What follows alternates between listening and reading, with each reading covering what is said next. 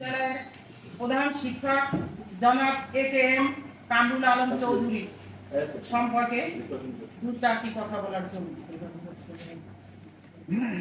শহীদ আব্দুল সরকারি মাধ্যমিক বিদ্যালয়ের কাউনিয়া বরিশাল এর প্রধান শিক্ষক জনাব এ.কে.এম. কামরুল আলম চৌধুরী দুর্নীতি, অর্থনৈতিক কর্মকাণ্ড, অনিয়ম, শিক্ষার্থী অভিভাবকদের সাথে দুর্ব্যবহার বিরুদ্ধে ব্যবস্থা প্রসঙ্গে জনাব যথাবিহিত সম্মান প্রদর্শন পূর্বক বিনীত নিবেদন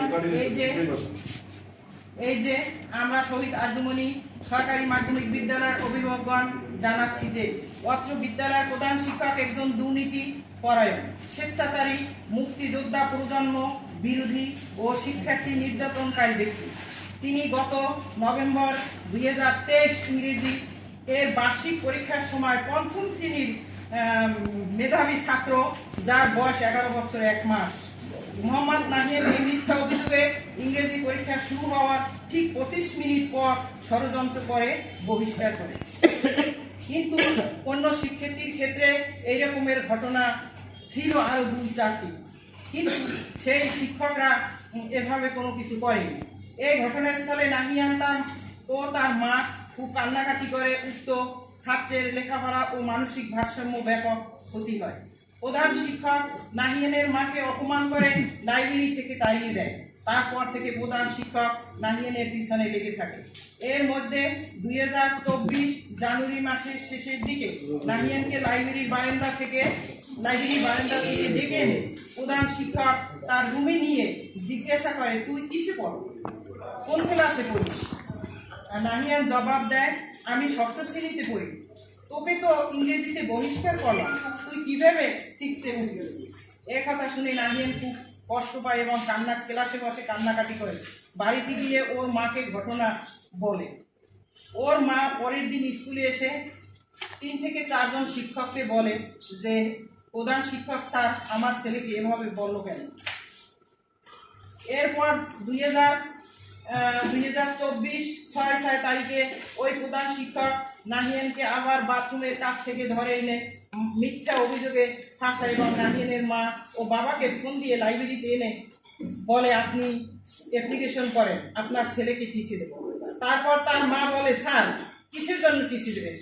ও দুষ্টুমি করে। তা স্যার আপনি টিসি দেন।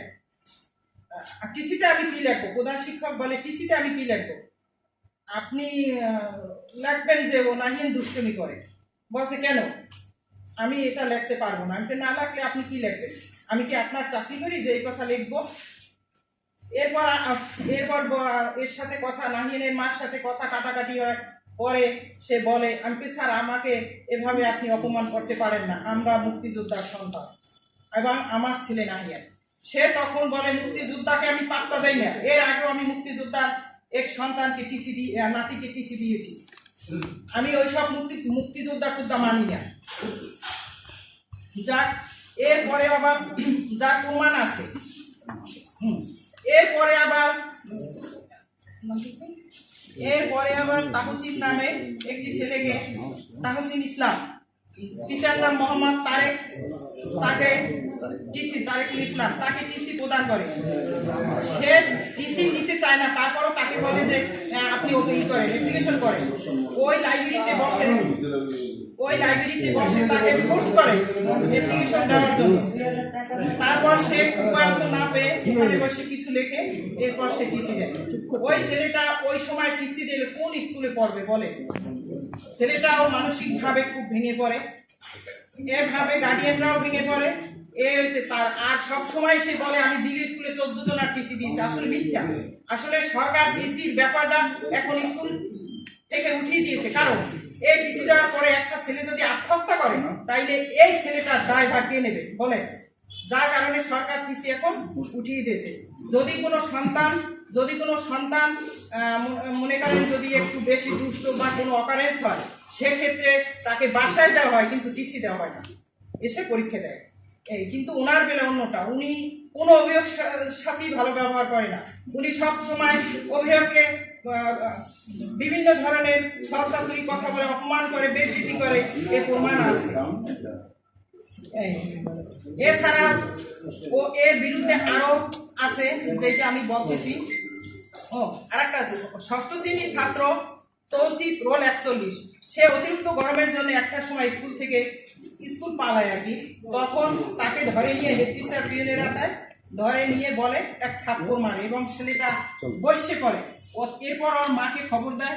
ওর মা এসে দেখে তার ছেলে কাঁদতেছে। বলে কি হয়েছে? আপনার ছেলে পড়ালেখা হবে না, আপনার ছেলের বিরুদ্ধে আমি মামলা করবো। আপনার ছেলের তো কিচ্ছু করতে পারে না, আমরা 9 ভাই বোন মানুষ হয়েছে, আপনি কোনো মানুষ করতে পারলেন না আপনার ছেলে। ওই মহিলার সাথে অনেক তর্ক হয়। তর্ক হওয়ার পরে ওই মহিলা এক পর্যায়ে ওখান থেকে অপমান হয়ে বেরিয়ে আসে। এভাবে সে প্রত্যেক গার্ডিয়ানকে অপমান করে। আমরা সকল অভিভাবক শিক্ষার্থীদের নাস্তার টাকা দিই, অথচ সে নাস্তা দেয় না শিশুদেরকে। হয়তো বা মাসে 1 দিন কি 2 দিন, কিন্তু আমরা সম্পূর্ণ মাসের টাকা দিই। এছাড়াও আরও কম্পিউটারের ব্যবহারিক ক্লাস বাবদ আমরা 20 টাকা করে মোট 20,000 টাকা উত্তোলন হয় মাসে, কিন্তু কোনো কম্পিউটারের ব্যবহারিক ক্লাস হচ্ছে না। কম্পিউটার ল্যাব দীর্ঘদিন ধরে তালাবদ্ধ হয়ে ধুলো পড়ে আছে। উক্ত টাকা শুনেছি প্রধান শিক্ষক বিভিন্ন ভুয়া ভাউচারের মাধ্যমে স্কুল তুলে নিয়ে যাচ্ছেন, যা তদন্ত করলে বেরিয়ে আসবে। গরমের সময় গরমের মধ্যে কারেন্ট চলে গেলে শিক্ষার্থীদের রুমে কোনো বাতাসের ব্যবস্থা নাই, অথচ জেনারেটর আছে স্কুলে এবং জেনারেটর ছাত্র ও শিক্ষকদের জন্যই বরাদ্দ। এরপরে আমরা যখন অভিভাবকরা লাইব্রেরিতে গিয়ে বলি যে স্যার গরমের ছেলে মেয়েদের জামা একদম নষ্ট হয়ে গেছে ঘামে, ওদেরকে কেন দেওয়া হবে? বলে যে পেট্রোলের দাম কত জানে। এভাবে অভিভাবকদের সে তাড়িয়ে দেয়, বিভিন্ন কথা বলে। এছাড়া আরো একটি, ওই বিদ্যালয়ের মধ্যে নিচতলাটা সম্পূর্ণ আপনাদের ওই ইসের জন্য কি জানি কয় অফিস কি নারীদের বরাদ্দ, কারণ সেখানে 8 থেকে 9টা রুম সবই তারা ব্যবহার করে, অথচ আমরা যারা মহিলারা আছি অভিভাবক তাদেরকে একটু বসার জায়গা নেই। আমাদেরকে ওই বড় গেট তালাবদ্ধ দিয়ে রাখে, আমাদেরকে প্রস্তাব করার ব্যবস্থা করে না সোজা।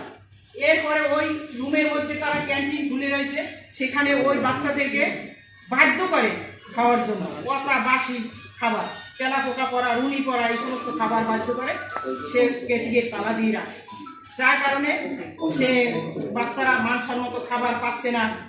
রোল 20 টাকা দাম বাইরে, সে রাখে 30 টাকা। স্যান্ডউইচ বাইরে 30 টাকা, সে রাখে 40 টাকা। এভাবে বাণিজ্য হেডমাস্টার ওই পিয়নের দ্বারা এই ব্যবসাটা করে, সে ওখান থেকে অর্থনৈতিক অনিয়মের মাধ্যমে সে টাকা উপার্জন করে। 7 তালা, ওই ভবনটি 7 তালার ছাদে মুরগি কবুতর এগুলো পালা হয়, যা থেকেও প্রধান শিক্ষক সুবিধা পায়, অর্থনৈতিক একটা সুবিধা পায়। আরো একটি 2024 সালে এসএসসি প্র্যাকটিক্যাল পরীক্ষার সময় সিনিয়র শিক্ষক এমাদুল হকের মাধ্যমে প্রত্যেক শিক্ষার্থী পরীক্ষা দিতে আসা প্রত্যেক শিক্ষার্থীর কাছ থেকে 200 টাকা করে মোট 80,000 টাকা সে উত্তোলন করে, যেটা আসলে কোনো নিয়ম নাই এবং নিয়মের বাইরে, যার ভিডিও রেকর্ড আমার কাছে আছে।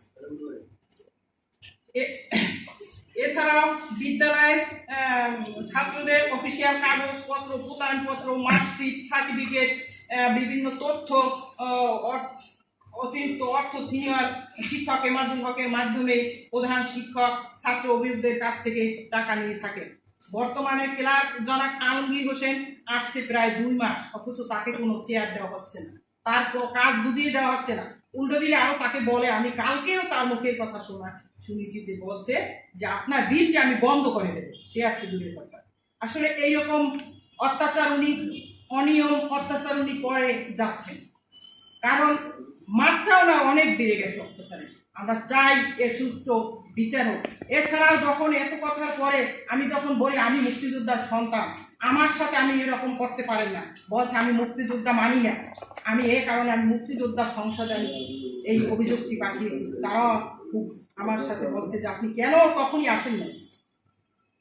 এই এছাড়া আমি দীর্ঘ প্রায় 22 বছর চাকরি করছি, সেখানে দেখেছি যে 14 বছরের নিচে কোনো শিশুর সাথে মানসিক নির্যাতন করা যাবে না।